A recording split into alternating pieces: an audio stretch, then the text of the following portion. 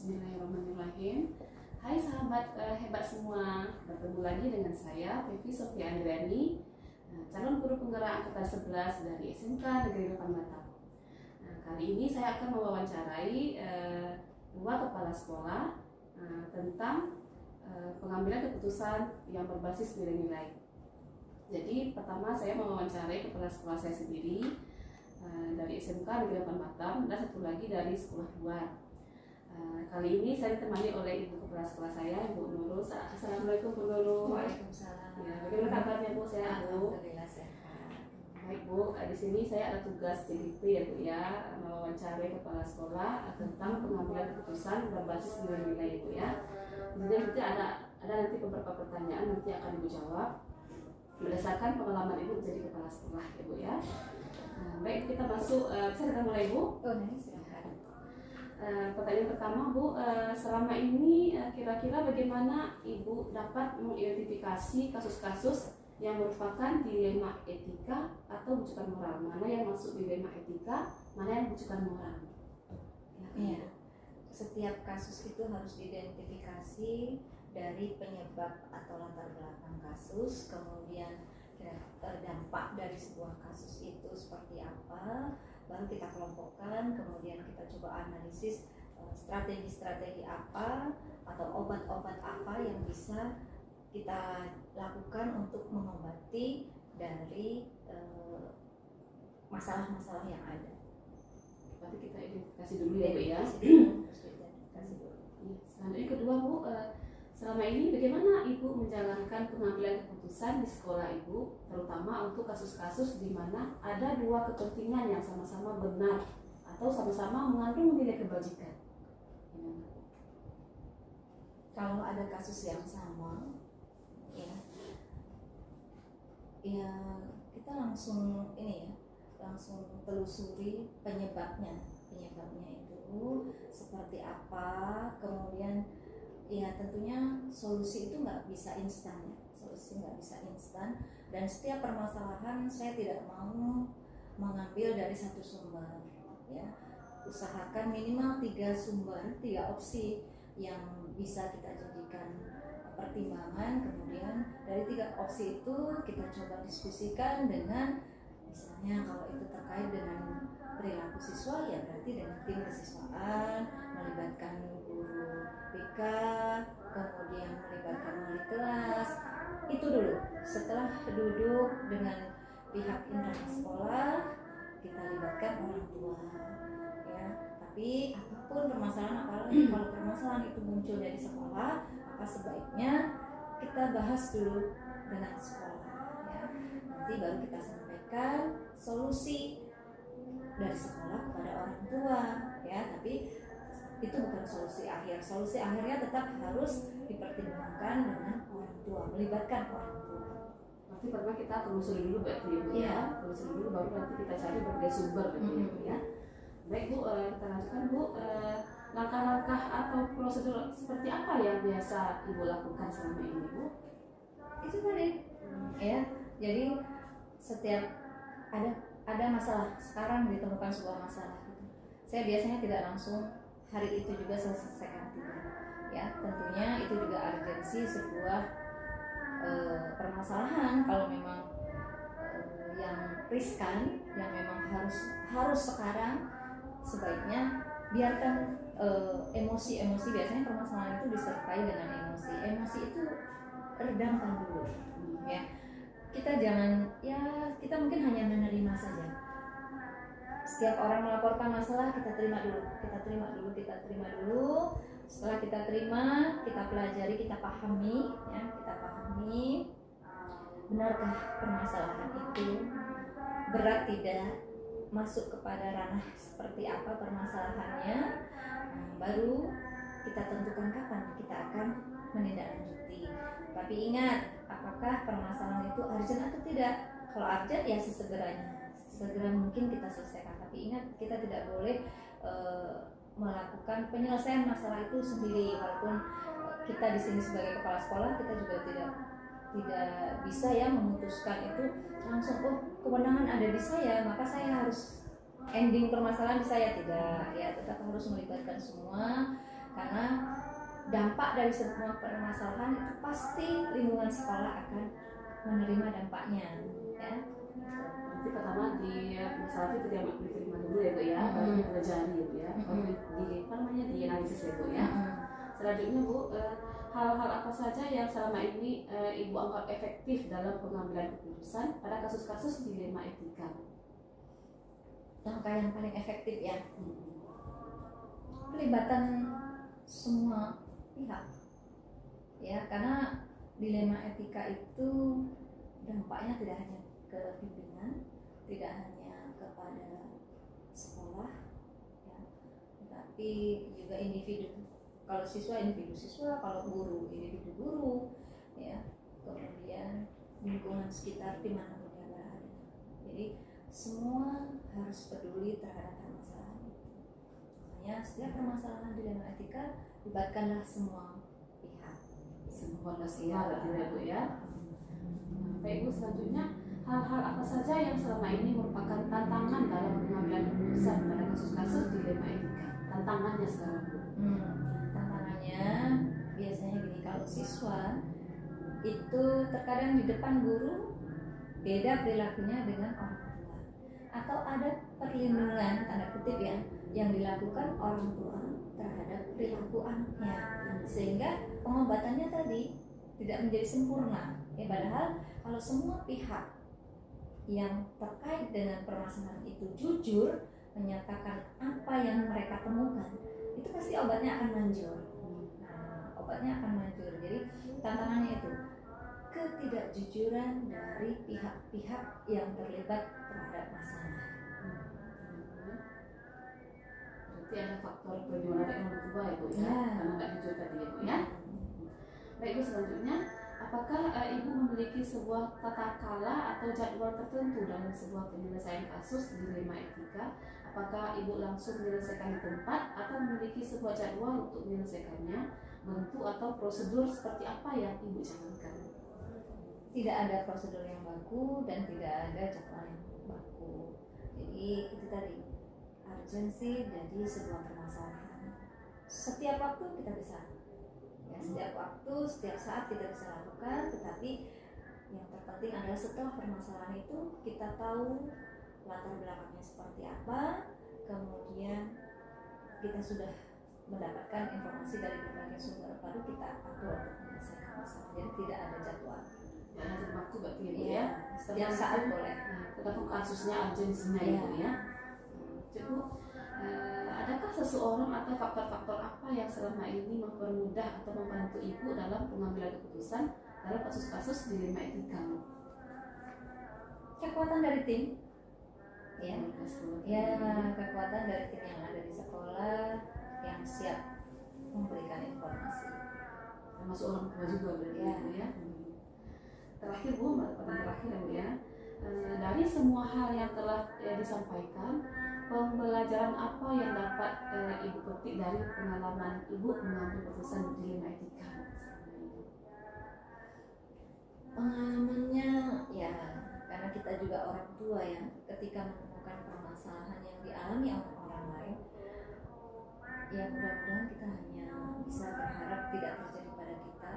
Tetapi yang menarik adalah yang tidak pernah terjadi dengan kita, tetapi kita bisa mampu menyelesaikan dan membuat anak itu menyadari kesalahannya, berubah. Ketika informasi perubahan terjadi, itu disampaikan oleh orang lain, itu sebuah kebahagiaan. Ya, sebuah kebahagiaan. Itu sih pengalaman yang menariknya, ya, kebahagiaan ketika melihat perubahan. Bahagia ya, bisa menyelesaikan kasus siswa gitu ya. Baik Bu, sampai situ wawancara kita Bu. Terima kasih Bu telah meluangkan waktu Ibu untuk saya wawancara Ibu ya. Semoga sekolah kita semakin maju dan jaya. Terima kasih Bu. Assalamualaikum.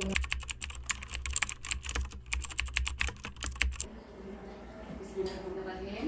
Hai sahabat hebat, bertemu kembali dengan saya Vicky Sofia Andriani, calon guru penggerak angkatan 11 dari SMK Negeri 8 Batam.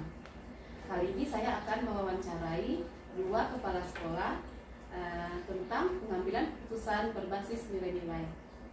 Pertama saya akan mewawancarai kepala sekolah saya sendiri dari SMK Negeri Batam, yang kedua dari sekolah luar. Kali ini saya ditemani oleh Pak Borbor. Beliau adalah kepala sekolah dari SMP Negeri 27 Batam. Assalamualaikum Pak Borbor. Gimana kabarnya Pak? Sehat Pak? Baik Pak, di sini saya akan memberikan beberapa pertanyaan Pak terkait pengalaman Bapak menyelesaikan kasus-kasus yang selama ini Bapak menjabat sebagai kepala sekolah ya Pak ya. Bisa kita mulai Pak? Baik Pak, pertanyaan pertama, selama Bapak menjadi kepala sekolah, bagaimana Bapak dapat mengidentifikasi kasus-kasus yang merupakan dilema etika atau bujukan moral Pak? Iya, kalau dia etika dan moral itu pasti ada di sekolah, pasti, dan itu sebenarnya yang mau ditonjolkan. Hanya saja terkadang pada permasalahan untuk etika dan nilai kepada itu dengan siswa-siswa itu semacam perbedaannya berbeda, tapi semuanya mengarah ke yang lebih bagus. Nah, jadi mengidentifikasinya ada siswa-siswa dan lingkungannya dan termasuk guru yang ada di situ dan semua kondisi sekolah bisa kita lihat untuk mengidentifikasi apakah dilema etika yang sedang berlangsung itu yang ada itu bisa kita identifikasi dari lingkungannya dan juga dari siswa dan guru-guru yang pada saat itu masuk di kelas. Baik Pak ya, kita identifikasi dulu ya Pak ya. Pertanyaan selanjutnya Pak, selama ini bagaimana Bapak menjalankan pengambilan keputusan di sekolah Bapak, terutama untuk kasus-kasus di mana ada dua kepentingan yang sama-sama benar atau sama-sama mengandung nilai kebajikan Pak? Iya. Sering kita hadapi seperti itu. Kalau yang namanya etika semuanya pasti mengarah yang lebih baik. Tetapi bagaimanapun dia dalam dua hal yang harus kita ambil, namanya itu pemilihan keputusan untuk mengambil satu. Tentu kita harus melihat untuk mengambil keputusan yang mana, berdampak yang lebih baik yang mana dari yang terbaik yang ada di lingkungan anak-anak dan orang para gurunya yang berdampak ke keseluruhan sekolah. Jadi kita ambil keputusan itu yang bisa bermanfaat dan berdampak lebih baik dari dua dilema yang sedang muncul di dalam siswa. Tapi kita mengambil yang mana yang berdampak lebih banyak baik ya Pak ya, untuk guru dan siswa ya Pak ya. Baik Pak, selanjutnya langkah-langkah atau prosedur seperti apa yang biasa Bapak lakukan selama ini Pak? Iya, sepertinya itu karena kalau dalam pelaksanaan kita sebagai kepala sekolah itu sebenarnya kita berjalan natural aja. Hanya saja tentu dalam by stepnya kita lakukan dengan ada permasalahan yang muncul itu pasti kita lihat dan kita bisa secepatnya kita ambil keputusan dengan mempertimbangkan kedua dilema yang sedang muncul pada saat itu untuk ke arah yang lebih baik, dampak yang lebih baiknya. Jadi kita lihat setelah kita identifikasi, oh ini ada dilema yang semuanya untuk kebersama-sama untuk lebih baik, untuk menuju yang kebaikan, tapi mana yang lebih besar dampaknya itu yang kita ambil. Berarti berjalan natural ya Pak ya, sesuai dengan mana yang lebih banyak baiknya untuk guru dan siswa Pak ya. Selanjutnya Pak, hal-hal apa saja yang selama ini Bapak anggap efektif dalam pengambilan keputusan pada kasus-kasus dilema etika? Iya, jadi di dalam dilema etika itu hal-hal yang pertama itu tentu kita lihat dari kondisi siswa, semuanya latar belakangnya dan lain sebagainya, dan juga dari bapak ibu gurunya untuk kita lihat itu bagaimana caranya, mungkin yang berdampak apakah semuanya itu bisa melaksanakan, karena tujuannya adalah bagaimana supaya lingkungan sekolah dan sekolah secara umum bisa lebih baik. Jadi kita lihat prosesnya bagaimana dari kita latar belakang siswanya dan juga gurunya untuk berdampak ke mencakup ke lingkungan sekolah kita.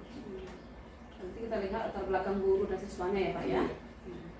Yang selanjutnya Pak, hal-hal apa saja yang selama ini merupakan tantangan dalam pengambilan keputusan pada kasus-kasus dilema etika? Tantangannya di mana Pak? Tantangannya sebenarnya itu hanya bagaimana kan untuk mengambil keputusan di dalam dilema etika itu, karena semuanya baik. Iya, semuanya baik dalam hal itu, makanya kadang-kadang tadi kalau kita prosesnya dari unsur gurunya dan siswanya yang menjadi dilema itu kadang-kadang mau mengambil keputusannya itu bisa kita juga jadi ragu karena semuanya pokoknya baik kan. Tapi kita tetap harus mengambil keputusan yang tadi tujuannya untuk dampak untuk semuanya yang lebih baik. Cari lagi mana yang lebih baik itu ya Pak, dari yang baik itu ya Pak ya. Baik Pak. Selanjutnya Pak, apakah Bapak memiliki sebuah tata kalah atau jadwal tertentu dalam sebuah penyelesaian kasus dilema etika? Apakah Bapak langsung menyelesaikan di tempat atau memiliki sebuah jadwal untuk menyelesaikannya? Bentuk atau prosedur seperti apa yang Bapak jalankan Pak? Iya. Kalau dilema etika itu kan dia seperti saya katakan tadi bahwa sebenarnya semua kita natural aja. Ada kalanya bisa dilema etika itu bisa kita selesaikan pada tempat itu pada saat itu juga.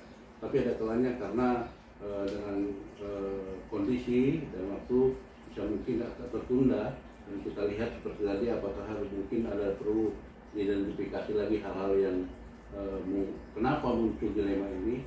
Jadi itu yang kita lihat. Jadi artinya dalam penyelesaiannya secara terjadwal tidak, tapi natural kalau bisa kita selesaikan pada saat itu kita selesaikan. Yang penting tahapnya kita tahu akar masalahnya apa dan semuanya identifikasi yang kita buat itu untuk mengarah yang terbaik dari yang baik itu. Berarti nggak ada waktu jauh tertentu ya Pak, kita langsung kalau bisa langsung Iya. selesaikan langsung kita selesaikan Betul. Pak ya. Baik Pak. Selanjutnya Pak, adakah seseorang atau faktor-faktor apa yang selama ini mempermudah atau membantu Bapak dalam pengambilan keputusan dalam kasus-kasus dilema etika Pak? Iya. Dilema etika ini kan sebenarnya semuanya sangat mempengaruhi. Tapi yang lebih cenderung lebih seringan itu di kita mengarah yang pertama kita punya guru BK dan juga guru agama yang menjadi pertimbangan masukan untuk hal dilema etika yang jadi faktor-faktor itu mungkin masukan itu dari mereka lebih cenderung lebih sering kita ambil untuk mengambil keputusan itu. Saya dari guru BK ya Pak ya, sama guru agama ya Pak ya. Ya baik Pak, yang terakhir Pak, kira-kira dari semua hal yang telah Bapak sampaikan, pembelajaran apa yang dapat Bapak petik dari pengalaman Bapak mengambil keputusan dilema etika Pak? Ya, di dalam sebagai kepemimpinan satuan pendidikan, karena semuanya kita di situ, baik siswanya, gurunya, dan juga lingkungan yang ada, ini akan menjadi pengalaman yang sangat luar biasa yang bisa saya dapatkan. Yang pertama itu pasti kita melihat bahwa ada kecenderungan bahwa ada kondisi yang ternyata itu dia menunjukkan etikanya mau meningkatkan, semuanya mengarah ke karakter yang lebih baik. Nah, oleh karena itu dalam kita kadang-kadang pengalaman yang paling berkesan itu, mengambil keputusan ini karena kalau dia ini mungkin hanya beda-beda tipis saja kalau terjadi dilema itu. Nah, itu aja hanya jangan ada ragu-ragu, tetap harus ada keputusan yang dari kita, konsekuensinya tentu untuk kita. Seperti itu mungkin yang bisa pengalaman yang selama ini kita dapatkan selama menjadi kepala sekolah.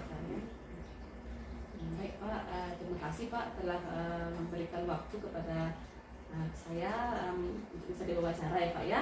Kita sudah selesai Pak wawancaranya. Terima kasih ya Pak ya. Semoga Bapak di sekolah SMP 7 ini semakin jaya dan sukses ya Pak maju ya Pak ya. Terima kasih. Baik Pak, terima kasih ya Pak ya. Sukses, semangat. Ini proses pasti akan menghasilkan yang terbaik. Yang penting dia niat dan tekadnya baik. Ya, terima kasih Pak ya. Ya. Baik, sekian wawancara kami, wawancara saya dengan Bapak Borbor dari SMP 27 Batam. Terima kasih.